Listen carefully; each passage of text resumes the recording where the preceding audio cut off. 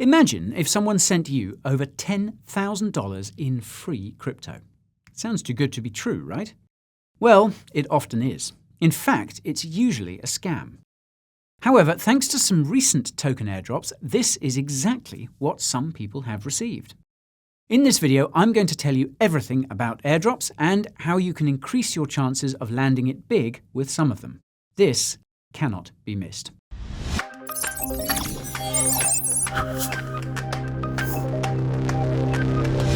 Yes, Samej. My name is Borat. I have traveled from my home country of Kazakhstan to United Kingdom to learn about crypto from Grand High Eagle of Coin Bureau, Mr. Guy. Very sexy man, very handsome. But although he has taught me many things, I have found out that he is not a financial advisor. I want him to advise me how to invest 200 billion Kazakh tenge I have inherited from my cousin killed by bear, and he cannot tell me. I wish I had the knowledge of that before I drive all the way here from my country. Anyway, Mr. Guy, he say if you want to become a part of his family, then please to tap subscribe button and ring bell too. Or perhaps you can marry his sister. Maybe that would work as well. Thanks, Borat, and sorry for the mix-up. Okay, so what is an airdrop? Well, the name says it all. Basically, it's when cryptocurrency is dropped to an individual's wallet. Now, unlike situations like token sales, etc., airdrops should be completely free. You should not have to pay in order to get an airdrop token. However, given how popular these have become, the name has become quite generic. There are, in fact, a number of different types of airdrops. On some occasions, airdrops require nothing in order to get them, merely just registering your address or interacting with a smart contract. On other occasions, you're required to earn them through what are called bounties, essentially where you'll complete a number of tasks. You can think of this as akin to a project paying you for engagement, basically. Now, some of the earliest airdrops came from what are called faucets.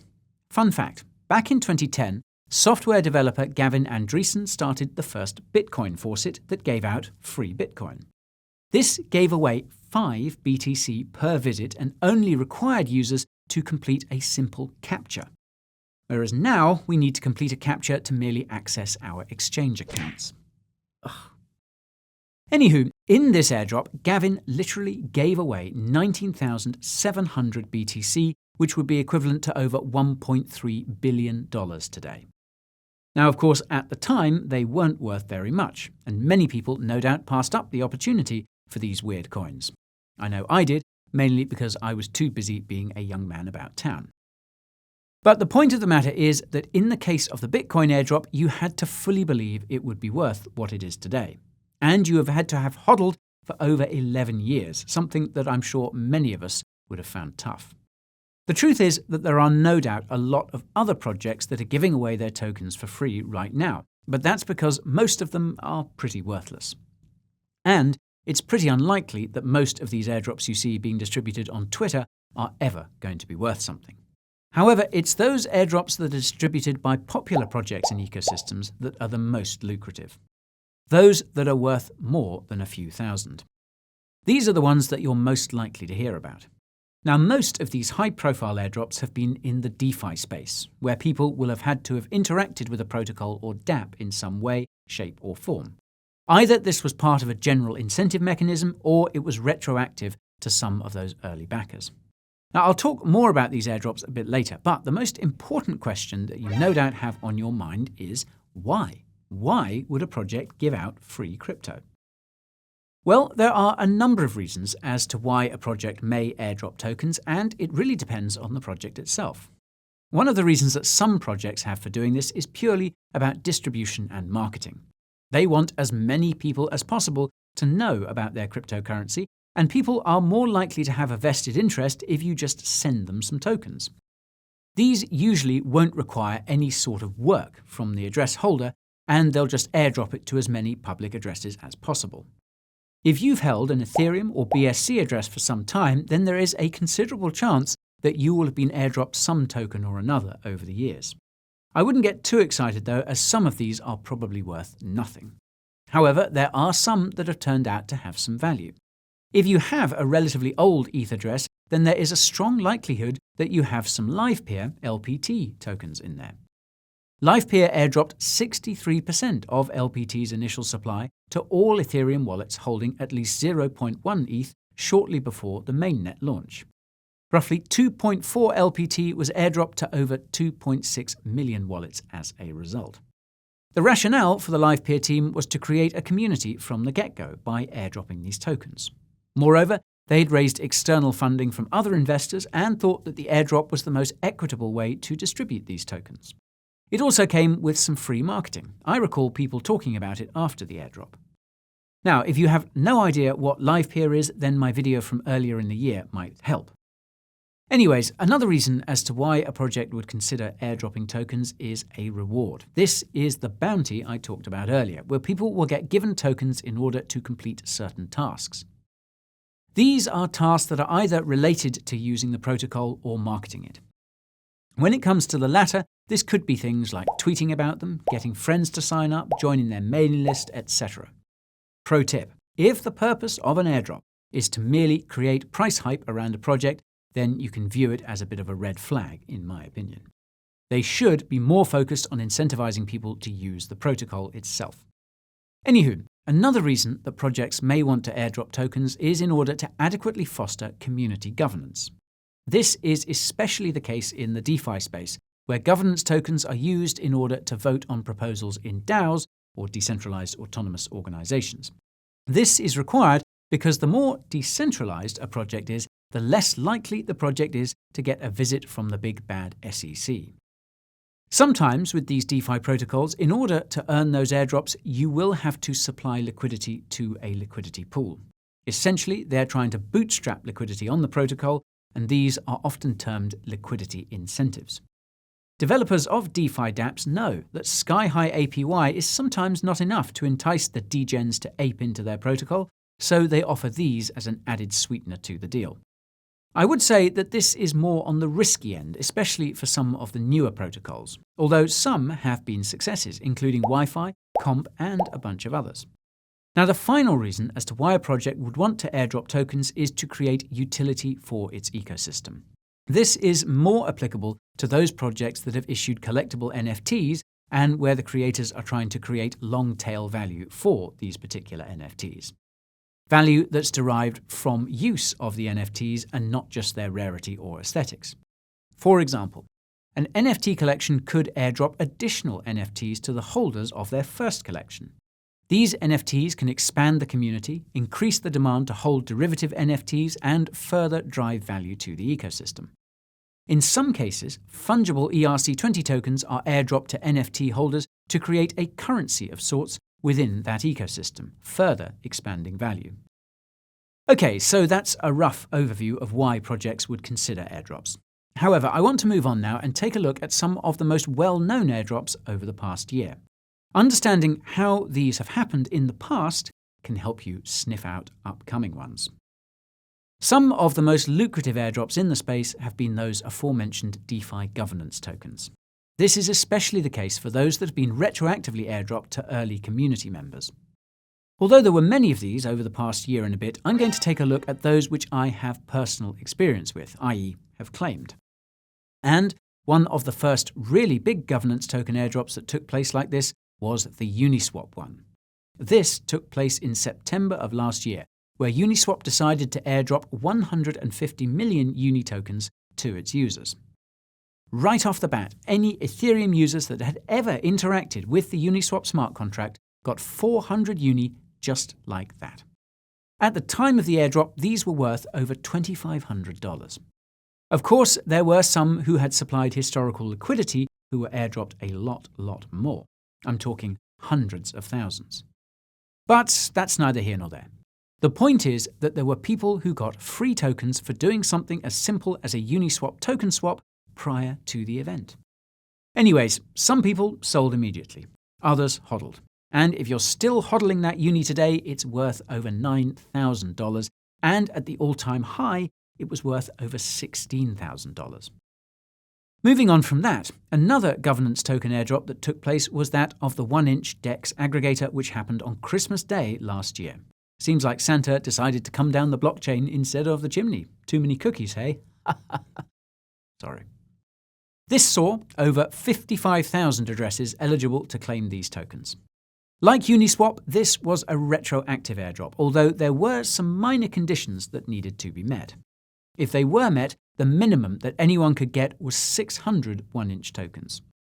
These were worth over $2,000 when they first hit the exchanges, but, like Uni, many sold and saw the token tank in value.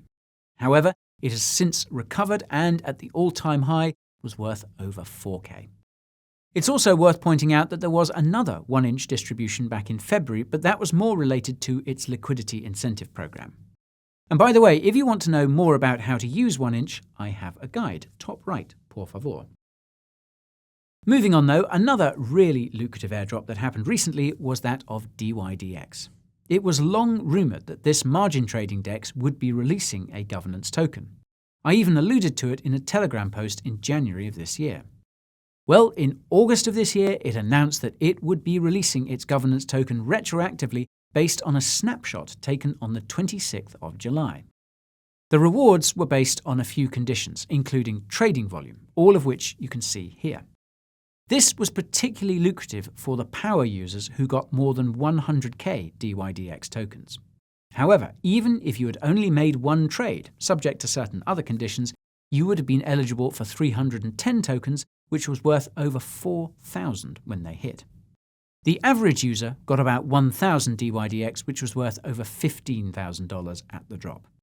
The distribution didn't happen until September though, and it wasn't without controversy. That's because they explicitly restricted users from the United States. This was thanks to concerns about potential actions from the SEC. I mean, who else was going to protect US citizens from thousands in free crypto? Okay, so that's some of the most well-known airdrops that have taken place in DeFi protocols. However, we've also seen some really lucrative airdrops in the NFT space. So let's take a quick look at that. As I mentioned before, in the NFT space, you can often get token airdrops to NFT holders that could be either non-fungible or fungible. Let's take a look at perhaps one of the most well-known NFT collections at the moment. That's the Bored Ape Yacht Club. Now, if you guys don't know what that is, then feel free to watch my video on NFT collections after this. You know where to go to get it. Now, when it comes to this NFT collection, those who held the original Bored Apes were airdropped what was called mutant serums. This would allow the original Bored Ape holder to mutate their Bored Apes to create mutant apes. These mutant apes could then be thought of as an airdrop of an NFT to those holders of Bored Apes. When these mutants hit the open market, they were trading hands at over 10 Ether pop. And remember, these were free. Oh, and that was not the only NFT airdrop that these holders received. They were also able to claim an NFT from the Bored Ape Kennel Club collection. One-time NFTs that would give them a unique puppy NFT. So, this is part of the reason why the Bored Ape Yacht Club has become so valuable. Yes, there is the cultural and celebrity appeal, but it's also the free NFTs and crypto that could come from it. Of course, it's not only non-fungible airdrops that have been given to holders of NFTs. Some collections have also airdropped fungible ERC20 tokens as currency. One of the most lucrative of these so far was the Adventure Gold airdrop that was dropped to all the holders of Loot NFTs. These were basically a text-based fantasy NFT to be used in the upcoming metaverse. Each NFT holder was entitled to 10,000 Adventure Gold tokens. Now, what was even more surprising to me is that these were listed on Coinbase almost immediately after the drop and reached a price of $5. This made it a pretty damn lucrative airdrop for everyone involved. There were, of course, many more airdrops like this from a number of different collections, but none as notable. Okay, so those are some of the most lucrative airdrops so far in both the DeFi and NFT spaces. While you may have missed these, it is helpful to study them as case studies for potential incoming NFTs. So, based on this, there are a number of things that I think you can look out for. The most logical first thing you can ask yourself is whether the project or collection even has a token. This is because, from my experience, those airdrops that have been the most lucrative have been for those where a new token has been airdropped. It's just the novelty of a new and exciting token hitting the market, one that everyone knows is going to be in short supply. Of course, there are a number of airdrops of new tokens that are worth diddly squat. And that's why it's important to source out those projects, protocols, and collections that are popular. Those that have a large user base and a strong community. The larger and more cohesive and passionate the community is, the more likely an airdrop is to be popular and hence valuable.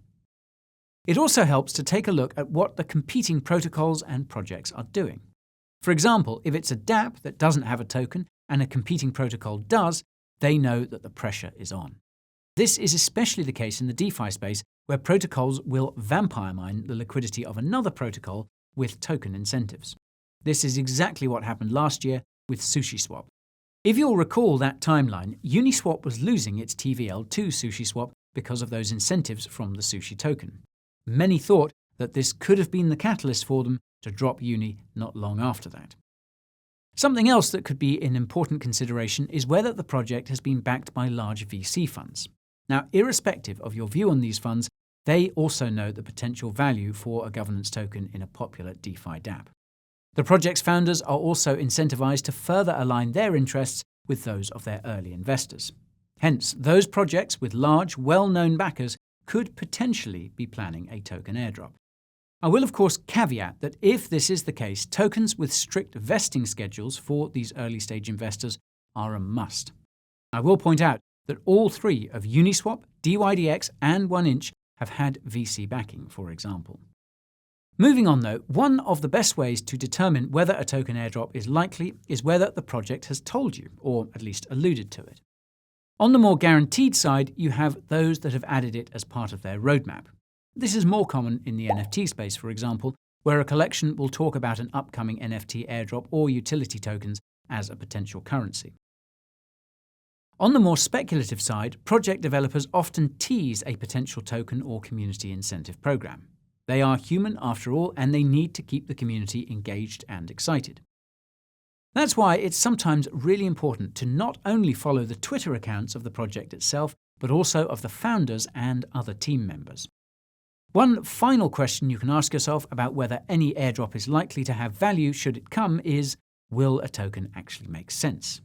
This all comes down to whether it will be used either for governance purposes or for utility within a broader ecosystem. Of course, this is a much broader subject than just airdrops, so feel free to watch my definitive guide to tokenomics if you want a bit more of an overview. I'll leave a link to that in the description. Okay, so that's a rough guide of what you need to look for to judge those airdrops. However, what fun is airdrop hunting without a little bit of speculation? Now, I'm going to start off by saying all of this is my complete speculation. It's based on publicly available information that all of you have access to. Moreover, those protocols and services which I mention will be those that I have personally used and which are in and of themselves incredibly useful. Finally, I'll say that although there could be incentivized DeFi protocols which will reward liquidity providers, I'm going to steer clear of those. It's still risky to lock funds in a liquidity pool, and I don't want you guys to ever fall victim to a hack. Okay, so the first one on my list is MetaMask. No surprises here. It's perhaps the most popular Web 3.0 wallet and has a massive user base. It's been around for quite a long time and is owned by Consensus, one of the largest Ethereum enterprise developers. There have been rumors circulating over the past few months about a potential airdrop, and this was further fueled by comments from Joe Lubin, Consensus's CEO. Now, I love MetaMask and I use it all the time, so a token would just be a bonus if I'm honest. Pro tip, if you want to increase your chances of a drop, make sure to use their AMM swap feature. This will make sure that your ETH address is appropriately captured as you're interacting with a MetaMask smart contract. Another two strong candidates for an airdrop are Arbitrum and Optimism, Ethereum's Layer 2 roll-up scaling solutions. Neither have tokens and both are backed by some serious VC money. Their most formidable competitor, Polygon, has Matic as the native token on the network. Now, I have used both of these protocols and they are a great way to save gas.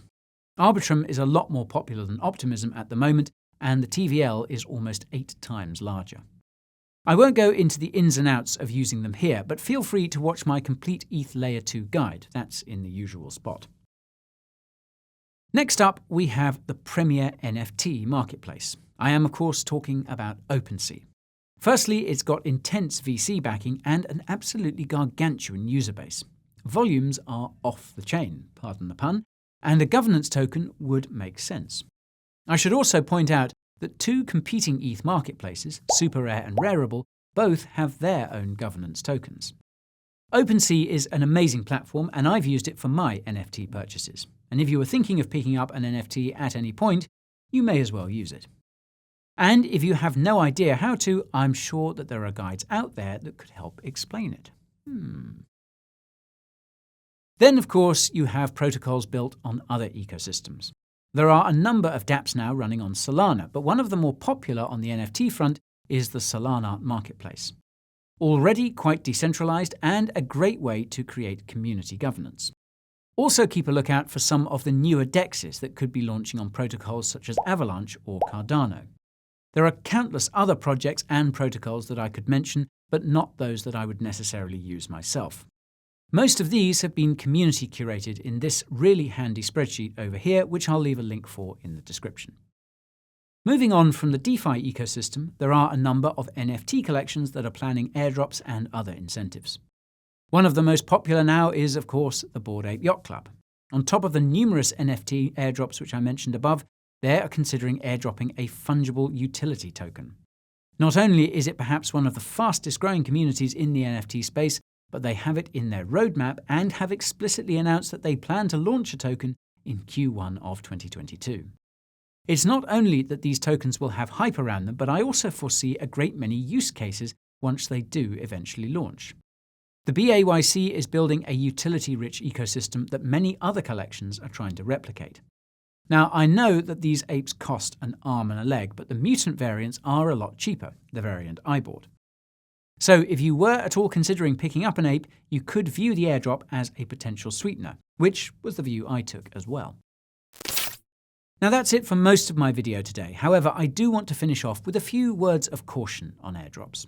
Yes, they can be incredibly lucrative, but these are few and far between.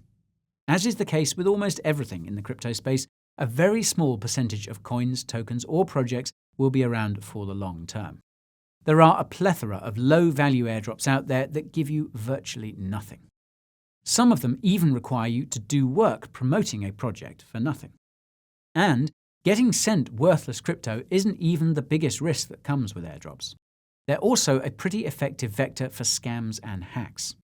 We've all heard of those infamous giveaway airdrops where some overly generous founder is sending crypto your way.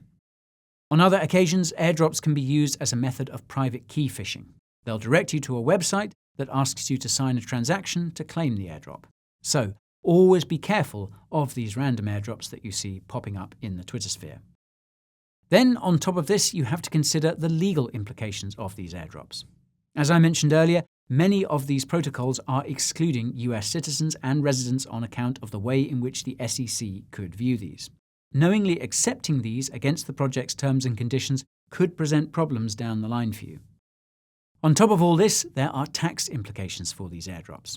Depending on where you're resident, the manner in which they are taxed will vary. I'd encourage you to speak to a tax advisor if you're uncertain. I think if you really want to increase your chances of a lucrative airdrop, use those services and protocols that are actually adding value. Those that you would use anyway and not solely for the chance of an airdrop. This is an approach that I've taken, and so far it's paid off. On top of this, those projects that are providing the value are more likely to have a valuable token if it were to drop. It's only logical. The same goes for anything in the NFT space. Seek out those NFTs that you really like and think have the potential. The airdrops should be a sweetener, but by no means the determining factor. In many respects, seeking airdrops is much like crypto investing. Do thorough research before diving in. Be on the lookout for questionable projects and never ever put crypto at risk that you can't afford to lose. Either way, I do hope this video has helped you on your airdrop hunting adventure. And now it's time to hear from you guys. Have any of you received a high-value airdrop? Do you have any speculations as to where we could see another one of these valuable drops in the future? Let me know in the comments below. Oh, and while you're down there, you cannot miss my socials page. Over here, I have the only official links to the places you can follow me outside of YouTube. These include Telegram channel where I do daily market updates, Twitter for my latest thoughts and the occasional shitpost, Instagram and TikTok for memes, behind the scenes and short form content. And my newsletter, a once-weekly take on everything crypto. It's also where I share a breakdown of my personal portfolio. Oh, and if you feel like supporting the work I do here on YouTube, feel free to help yourself to an item of merch. As the youngins will say, it's pretty lit. All of that goodness is down below in that description box. Finally, I hope this video was helpful. Give this crypto champ a like if you liked it and a sub if you loved it. Oh, and don't forget those notifications. You don't want to miss what I have coming through. Cheerio-yo from this crypto bro.